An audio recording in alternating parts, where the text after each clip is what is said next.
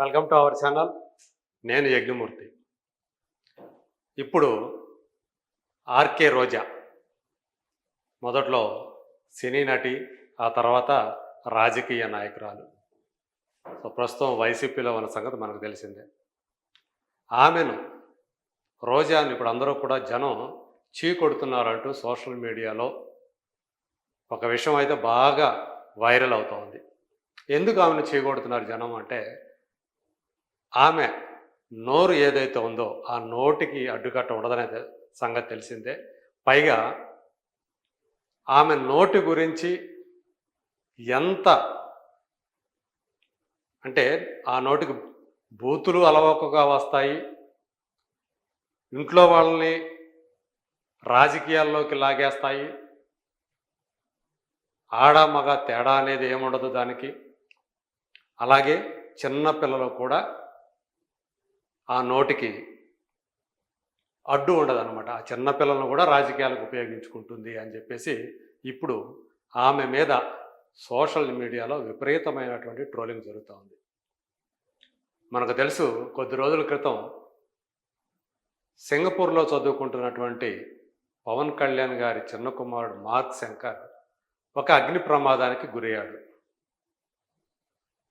ఆ అబ్బాయితో పాటు ఒక 15 మంది కూడా అస్వస్థకు గురయ్యారు. కాలిన గాయాలయ్యాయి. ఒక పాప అయితే ప్రాణాలు కూడా కోల్పోయింది. అటువంటి ఒక దుర్ఘటన గురించి మాట్లాడుతూ అందులో ఆ మార్కు శంకర్కి జరిగినటువంటిది ఏదైతే జరిగిందో దాన్ని కూడా రాజకీయాలు ఉపయోగించుకోవడం అనేది రోజాకి మాత్రమే చెల్లింది అని చెప్పి జనం అంటున్నారు. ఆ అబ్బాయిని మొత్తానికి అదృష్టవశాత్తు చిన్న గాయాలతో తప్పించాడు. ఆ అగ్ని ప్రమాదం వల్ల వచ్చినటువంటి పొగ ఊపిరితిత్తుల్లోకి వెళ్ళటం వల్ల అబ్బాయి కొంచెం శ్వాస సమస్యలు ఎదుర్కొన్నాడు. సో అతను కోలుకున్న తర్వాత ఇండియాకు ఇక్కడ తీసుకొచ్చేసారు. హైదరాబాద్లో ఉన్నాడు ప్రస్తుతం. తల్లిదండ్రుల సంరక్షణలో ఉన్నాడు. ఆ అబ్బాయి అలా అగ్ని ప్రమాదానికి గురయ్యాడనే విషయం తెలియగానే ప్రధానమంత్రి నరేంద్ర మోదీ దగ్గర నుంచి చంద్రబాబు నాయుడు, ఈవెన్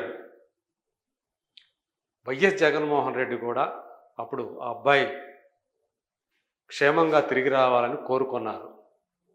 రోజా కూడా ఒక ట్వీట్ చేసింది.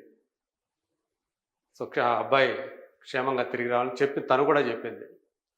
కొద్ది రోజులు అవటంతో ఆ సంగతి మర్చిపోయింది. తిరుమలకు వెళ్ళి తిరుమలలో జరిగినటువంటి ఒక ఘటన, భూమన కరుణాకర్ రెడ్డి అక్కడ జరిగినటువంటి గోశాలలో జరిగినటువంటి ఇన్సిడెంట్ని రాజకీయంగా వాడుకోవడానికి అక్కడ గగ్గోలెత్తిపోతూ అక్కడ ఏదో చాలా ఘోరమైనటువంటి అన్యాయం జరిగిపోతూ ఉంది గోవులకు అని చెప్పేసి తను ఏదైతే హడావుడి చేశాడో అందులో భాగంగా మరి రోజమ్మ గారు కూడా అక్కడికి వెళ్ళారు. ఈ సందర్భంగా వెంకటేశ్వర స్వామి గారి పవిత్రత మీద, ఆ పవిత్రతని వీళ్ళు తెలుగుదేశం పార్టీ వాళ్ళు, ప్రభుత్వం అపవిత్రం చేస్తోందని చెప్పేసి ఏవేవో మాట్లాడారు. అసలు ఆమె నోటికి ఏదన్నా శుద్ధం అనేది ఉందా? ఇప్పటిదాకా తనకే తెలుసు కదా తన నోరు శుద్ధమైంది కాదని చెప్పి. ఆ నోరు ఎంత గబ్బునైనా మాట్లాడుతుందని చెప్పేసి తనకు కూడా తెలుసు కదా. మరి అలాంటి ఆ నోటితోటి వెంకటేశ్వర స్వామి గారికి కోపం వస్తే ఏమవుతుందో చంద్రబాబు నాయుడు గారికి ఆల్రెడీ అనుభవం అని అది తీసి ఇప్పుడు పవన్ కళ్యాణ్ కూడా కొంత తెలిసిందని చెప్పేసి ఆమె చేసిన వ్యాఖ్యలు ఏవైతే ఉన్నాయో అవి ఇప్పుడు తీవ్ర దుమారాన్ని సృష్టించాయని చెప్పాలి. అంటే పవన్ కళ్యాణ్ గారికి ఏం తెలిసి వచ్చింది? ఇప్పుడు వెంకటేశ్వర స్వామి ఆయన మహిమ ఏం తెలిసి వచ్చిందంటే మార్క్ శంకర్దే. అంటే చిన్న పిల్లవాడికి అక్కడ ఒక అగ్ని ప్రమాదంలో చిక్కుకున్న విషయం ఏదైతే ఉందో దాన్ని కూడా ఆమె వెంకటేశ్వర స్వామికి అలాగే రాజకీయాలకి ఆపాదించి మాట్లాడటం. సో ఇదే ఆమెకి అంటే ఆఖరికి ఆమె పార్టీ వాళ్ళే ఆమెని అసహించుకుంటున్నటువంటి పరిస్థితి కనిపిస్తుంది అని చెప్పేసి సోషల్ మీడియాలో ఇప్పుడు చాలామంది చెప్తున్నారు. ఈవెన్ కనీసం ఆమె ఇంట్లో వాళ్ళైనా సరే దీన్ని యాక్సెప్ట్ చేస్తారు అసలు ఆమె అన్నదాన్ని అని అడుగుతూ ఉన్నారు. సో అంత ఘోరంగా, అంత నీచంగా ఒక పిల్లవాడి అగ్ని ప్రమాద ఘటనని రాజకీయాలకు ఉపయోగించుకోవడం కంటే హేయమైనటువంటి విషయం ఇంకేమీ ఉండదు.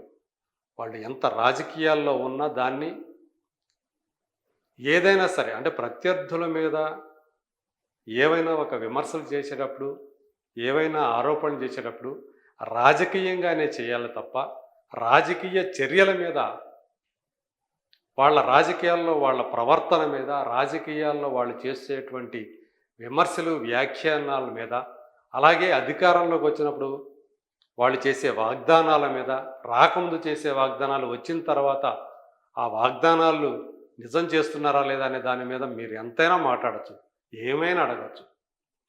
కానీ రోజా లాంటి వాళ్ళు ఇంట్లో వాళ్ళను కూడా లాగేస్తారు.